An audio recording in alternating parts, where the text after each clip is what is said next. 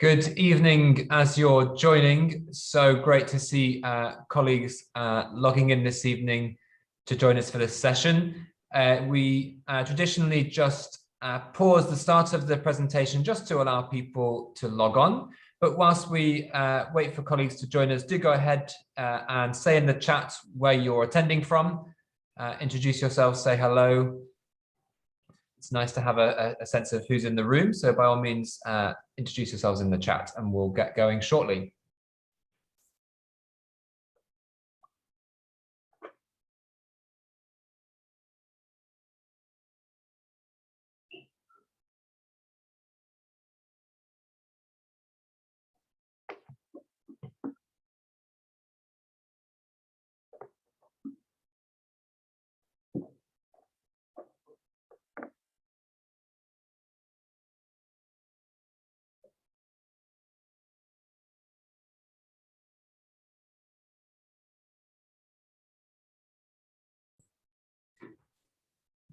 Okay, good evening, everybody, and welcome to this, the final in the Spring 2021 webinar series convened by ISMLA, the Independent Schools Modern Languages Association. My name's Ollie Hopwood. I have the great privilege of being the chair of ISMLA, and I have the even greater privilege of welcoming this evening Nicola McLelland, who's a professor of German and history Professor of German and History of Linguistics at the University of Nottingham. You may know Nicola's name because from 2016 to 2020, Nicola was part of the high-profile project Multilingualism, Empowering Individuals, Transforming Societies. You can find out more about that at www.mates.org. Her two most recent books are German Through English Eyes, The History of Teaching and Learning German in England, from 1500 to 2000, and Teaching and Learning Foreign Languages, A History of Language Education, Assessment and Policy in Britain, published by Routledge in 2017. She was also co-editor with Richard Smith of A History of Language Learning and Teaching in 3 volumes, published in 2018 and again in 2020, and of 2 special issues on the history of language education in Europe, both fully open access in Language and History and the Language Learning Journal, respectively. Nicola is joined this evening by the preeminent Simon Coffey, who's a senior lecturer in modern languages education and indeed program director of the PGC at King's College London. The long-standing focus of Simon's research is the investigation of learners' motivation to study languages and how people relate to languages and language learning in different ways. In recent years, he has turned also to historical research, particularly the history of teaching French in England. And his latest book is an edited volume that traces the history of grammar in foreign language teaching. The overarching aim of his research is to broaden people's conception of what language learning can mean, as well, of course, to promote the enjoyment of language learning itself. And Simon and Coffey are joined this evening also by Dr. Linda Fisher, who is a postdoc fellow at the University of Nottingham, who is working on the project about which Nicola and Simon are going to tell us more this evening. So without further ado, I believe Nicola will shortly share her screen. Thank you very much for being here. Do post your thoughts and questions in the chat as we go along. Towards the end of the presentation, there will be an opportunity for a question and answer, and we will be finished by the top of the hour, 6 o'clock, no later. So thank you very much for being here. Nicola, over to you. Okay, thanks. And hopefully you can see the slides that I'm showing you. Someone could just confirm. Nicola, actually, before you begin, one thing I forgot to say, which I very much want to say, if I may interrupt you, is that I'd just also like to thank, before we begin, Elemi, whose logo you might have seen on the previous screen. I'll put the link in the chat.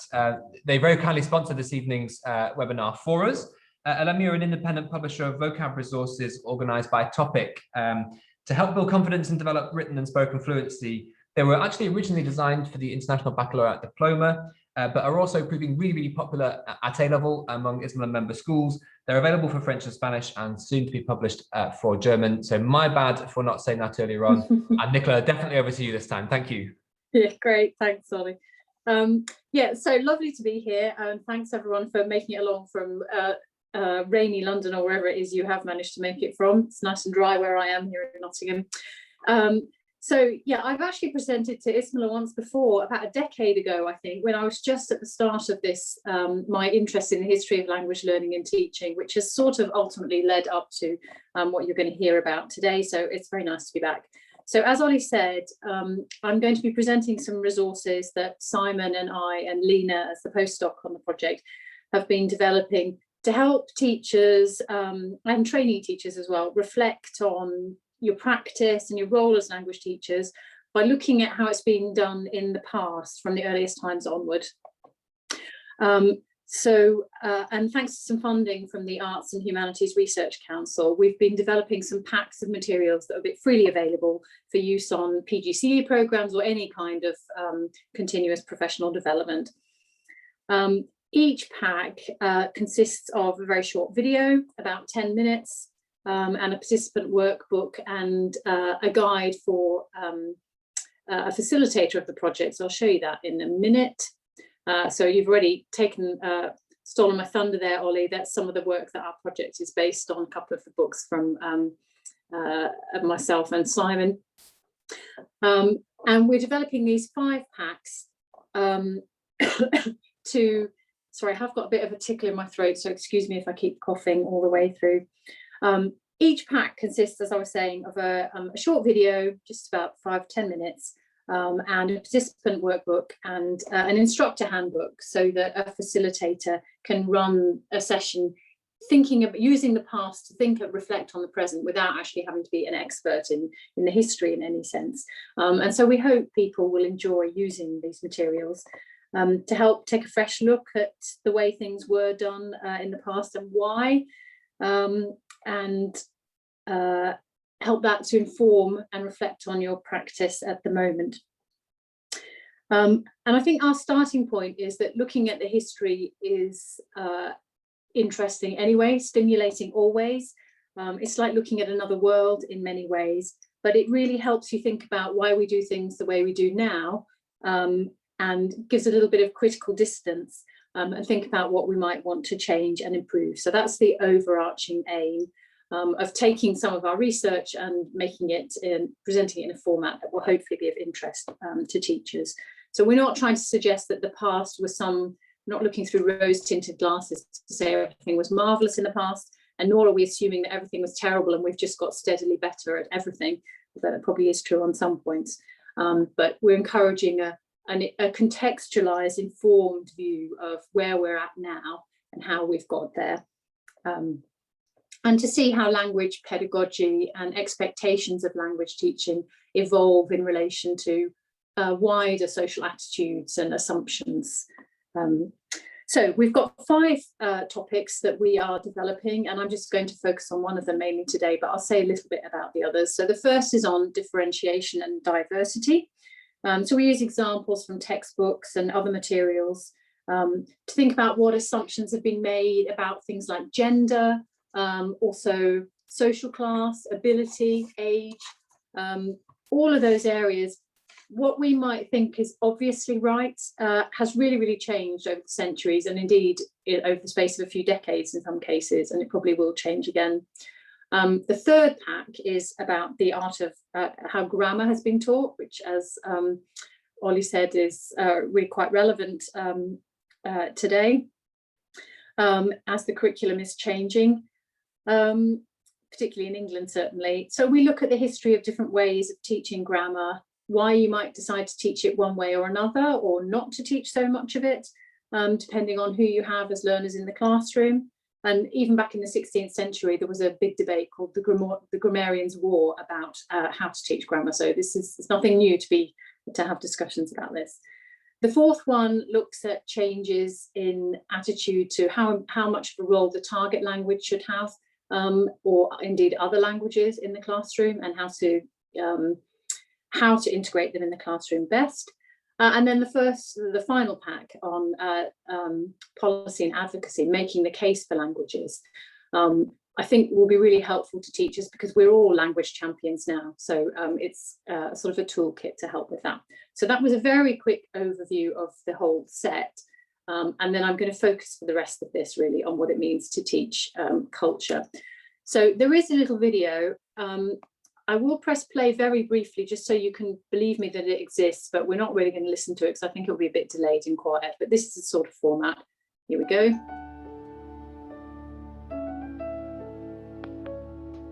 It's impossible to teach a language without also teaching something about culture. There's a little bit of talking head from me like that, and then we move on and you see we talk through some materials. So that's just very, very quickly what it looks like. Whoops. Okay, so if I start now looking at this pack, what does it mean to teach culture? And what I want to do here is to present some of the materials in this pack. I'm going to do it in more of a lecture style than I think we might do if we were in a different format, and because we've not got a huge amount of time, you could easily spend a couple of hours or a morning or afternoon on these. But I hope there'll be time for questions and feedback at the end anyway. Okay, so the aims of this pack are to get people thinking about how the target culture is represented and why we've arrived at representing it in a certain way. And I think that will become clearer when I give some examples. And what kinds of cultural knowledge there are and which ones we privilege and why we do it. And to be critically aware of the fact that we are presenting a particular worldview or a view of the target culture or indeed of our own society. Whether or not we know we're doing it, we are doing that. And then to be able to think as teachers, our own agency in helping perhaps balance out what is in the materials that we're given. So just to get you thinking, you might want to start thinking as I talk through some of these materials. When we think about culture, some useful terms to be thinking about are nation. Are we thinking about a national culture or a nation state's culture?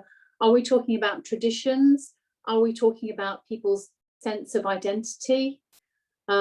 To what extent is it possible to teach languages without teaching culture? So just in the preamble to this session, Simon was saying, well, the new GCSE doesn't seem to have a lot of culture in it and may not be explicitly there, but are we bringing culture in other ways?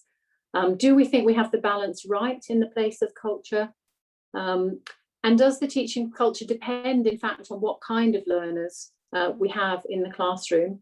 And what can we do to bring culture, however we decide is the most important way to conceive it or the most relevant way to conceive it? How do we bring it into the classroom and why do we do it in particular ways? So if I was running this as a professional development session with you guys there, we would take a little bit of time to brainstorm what we think culture actually means.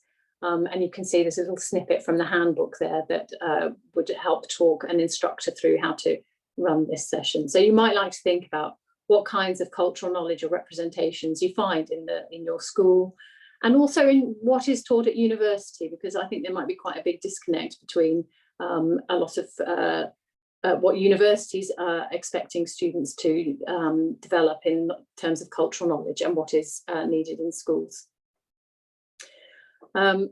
So there's an opportunity to think about some definitions, but for most of this session, I'm going to walk through some of the examples from the materials of different approaches to culture.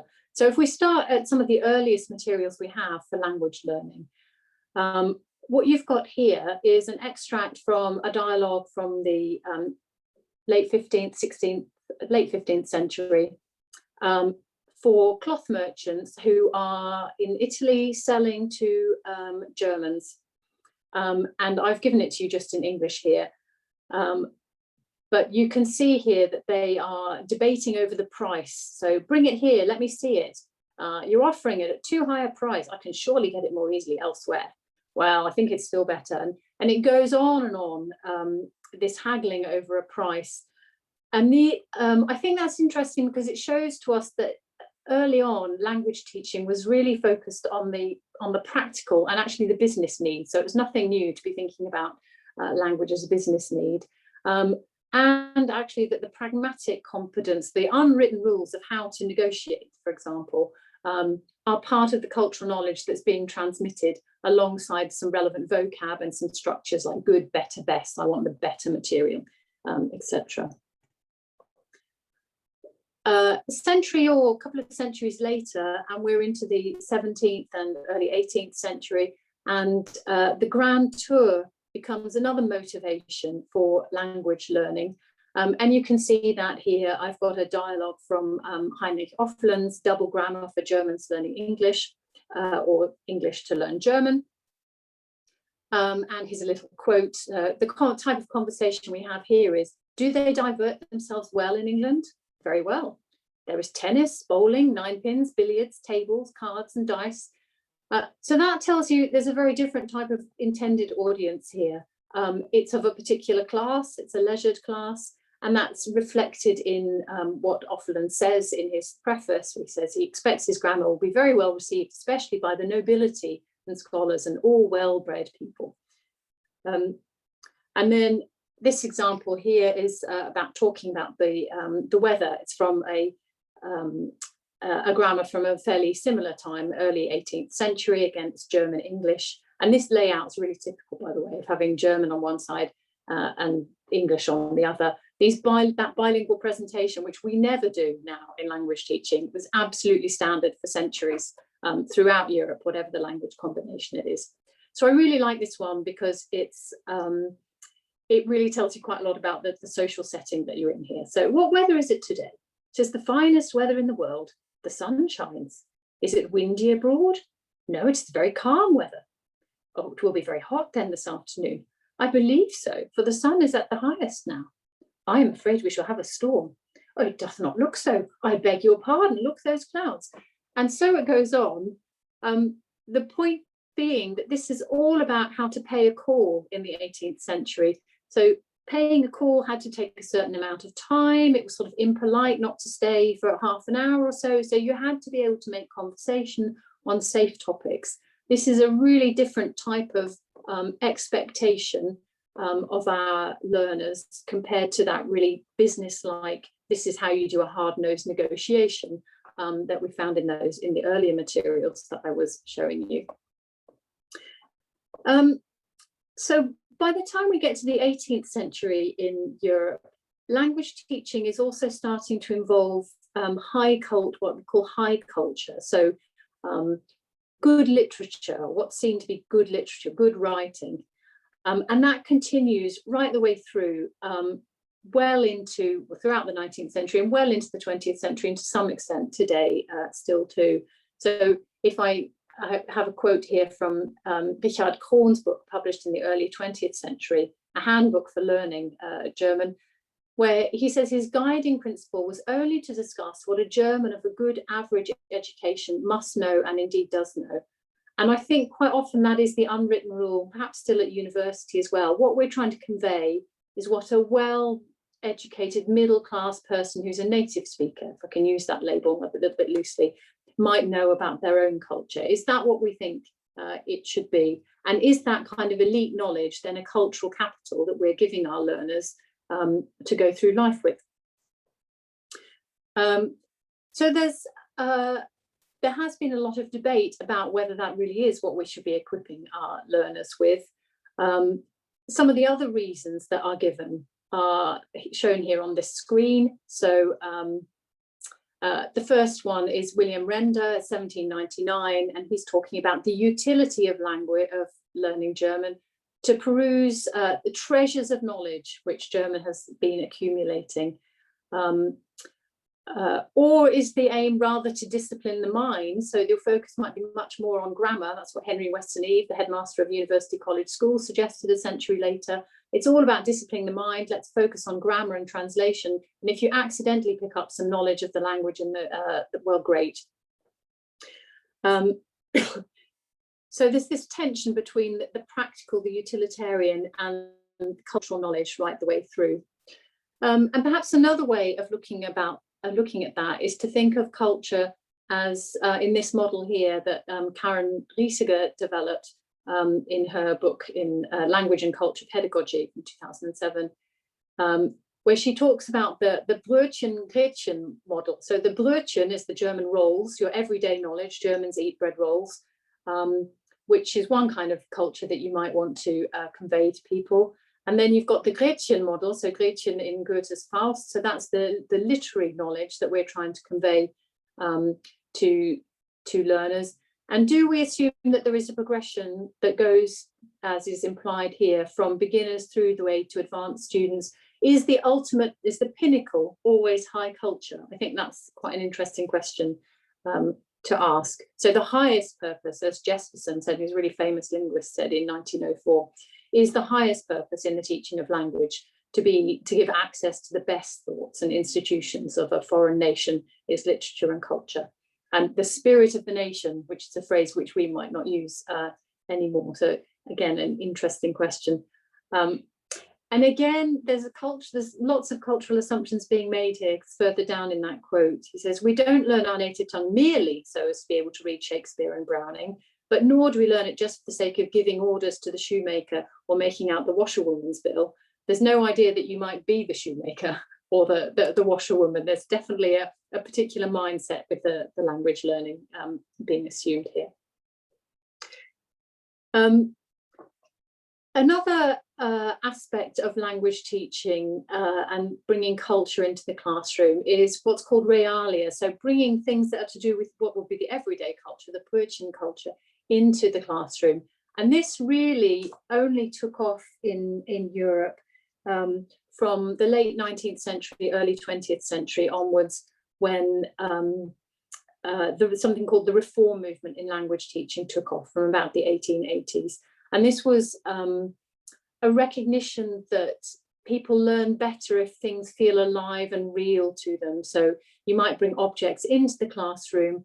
You might start with having pictures on the wall that you can talk people through, and that would also encourage more use of the target language in the classroom. So one thing that was really popular early on, because I think it's quite easy to achieve before photocopiers and when pictures were still quite expensive, was to bring in coins that you might have and hand them round, and you could practice talking about differences between the coins. You could practice numbers.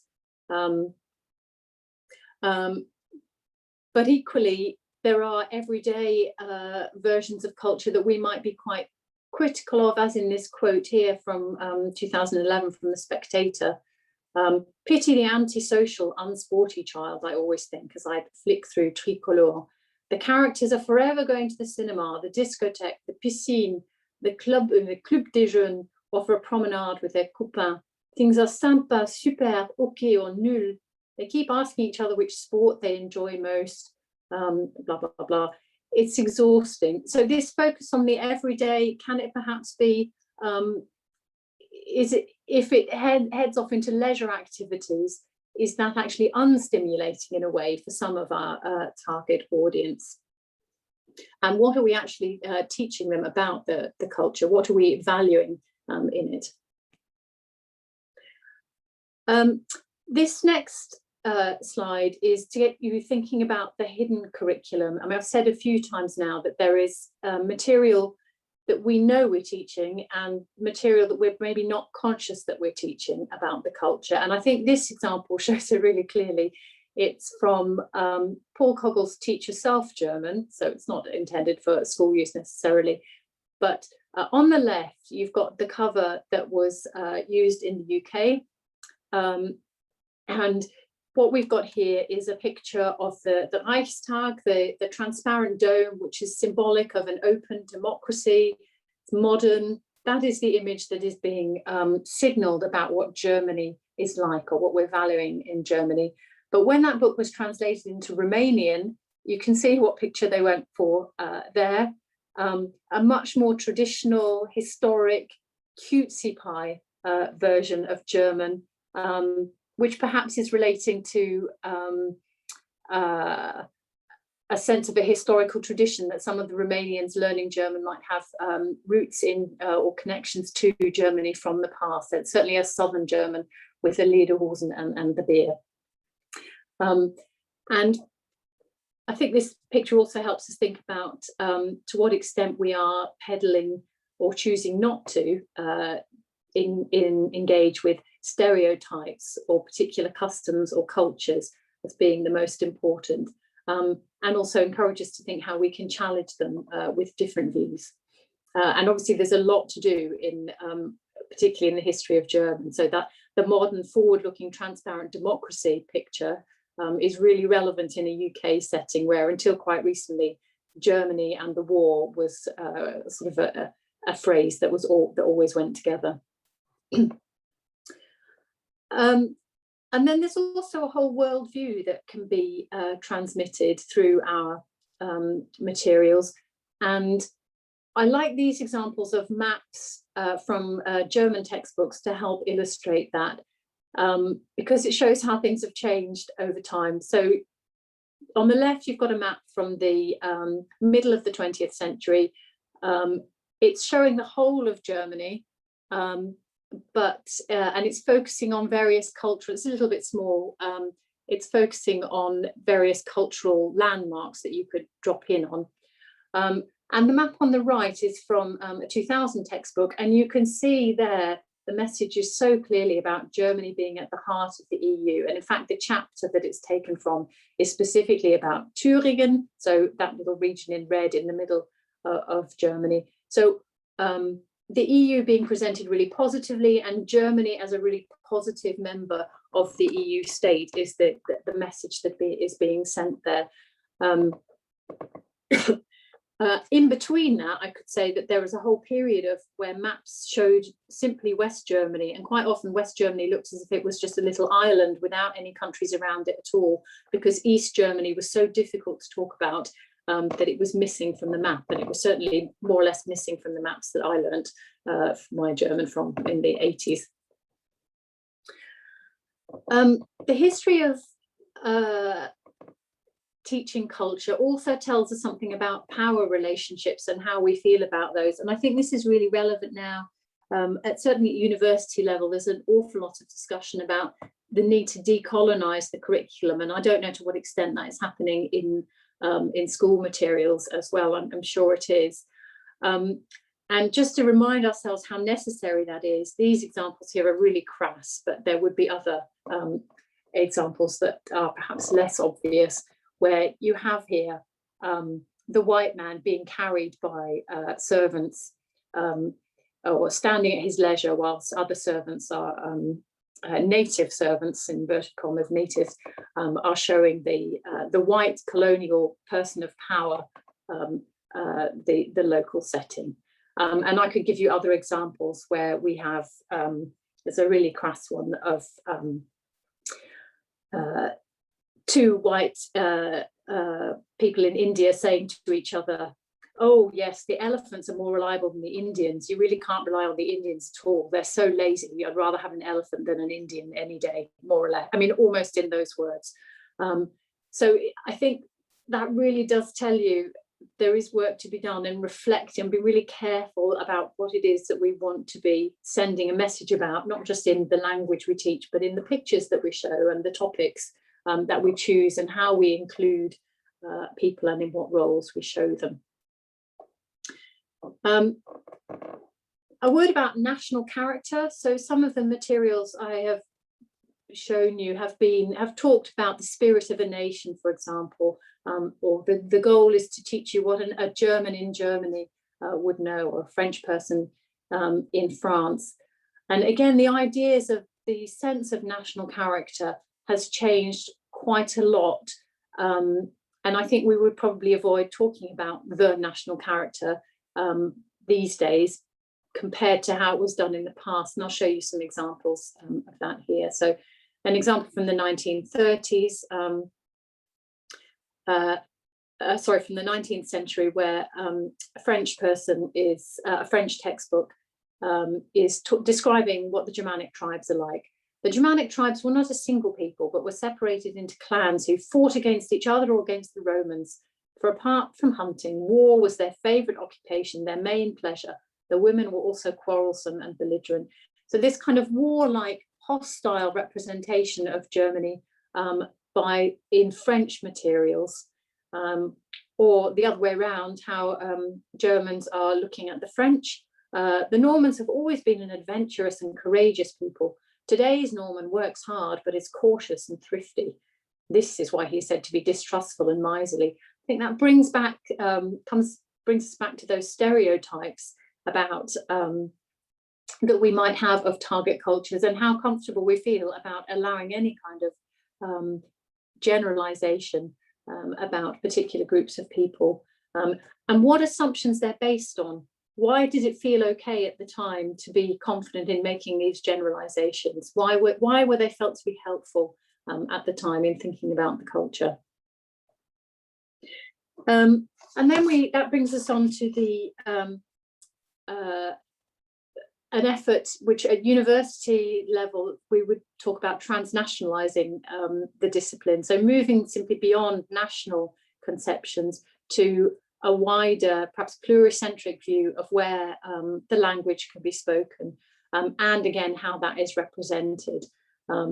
So is South Latin America, for example, in Spanish textbooks, shown as the land of conquest, and it's all about Spain's power over those regions, or to what extent are the local cultures and their own varieties of language as well considered and represented in textbook materials. What are the participants, whose culture is being taught, I think is the question there. Is it the mainstream? Well, mainstream is the wrong word, but the Eurocentric view, or are we moving beyond that to some extent as well? And then a word perhaps about diversity in language teaching and the teaching of culture. This is an example from a textbook from around 2000. And it's showing Germany, a multicultural country is what's being said here.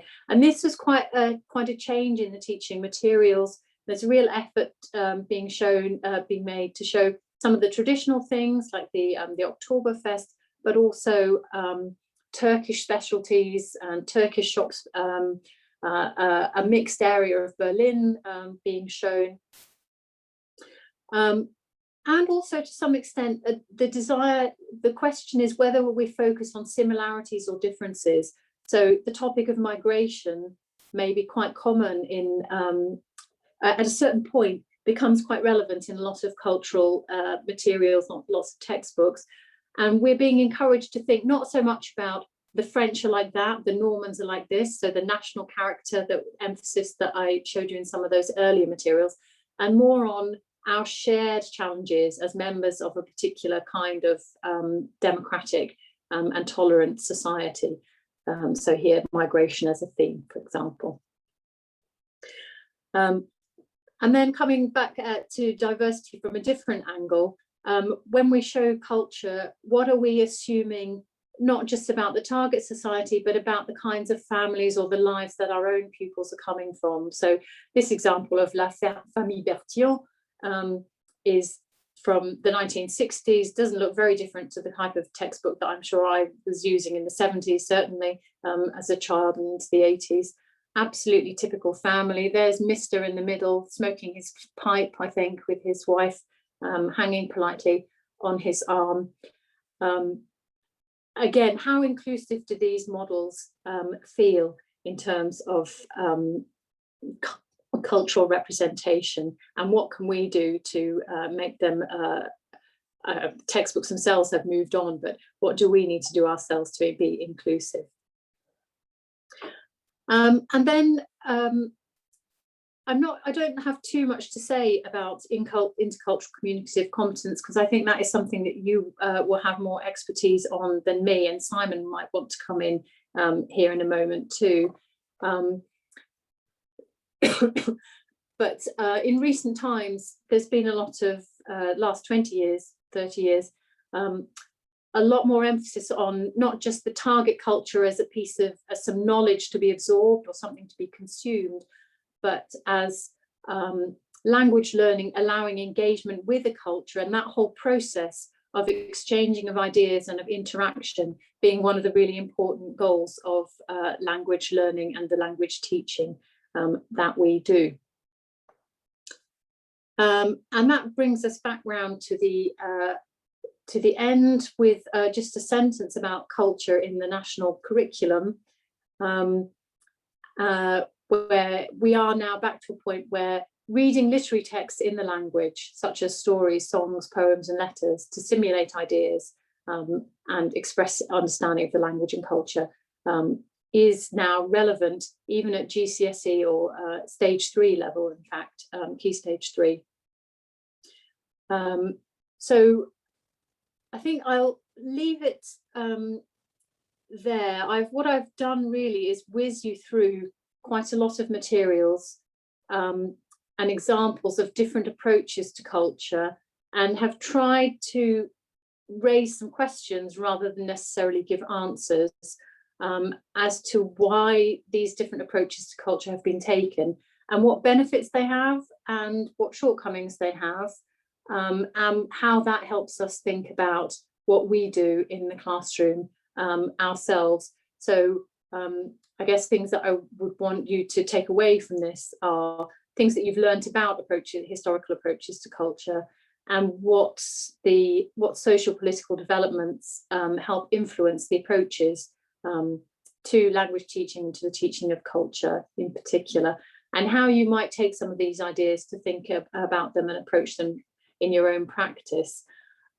Just before I finish sharing my screen, I'll just say that we have, there's more in the materials than what I've presented here. What I've done here is quite a whistle-stop tour of some particular examples. And in the materials themselves, there's more scope to do a bit more of a deep dive and to reflect on what I've sort of thrown at you today, rather than spend a lot of time discussing. So I'm going to leave it there and unshare my screen, if I can. Yeah, there we go. And that's me done. So back over to you.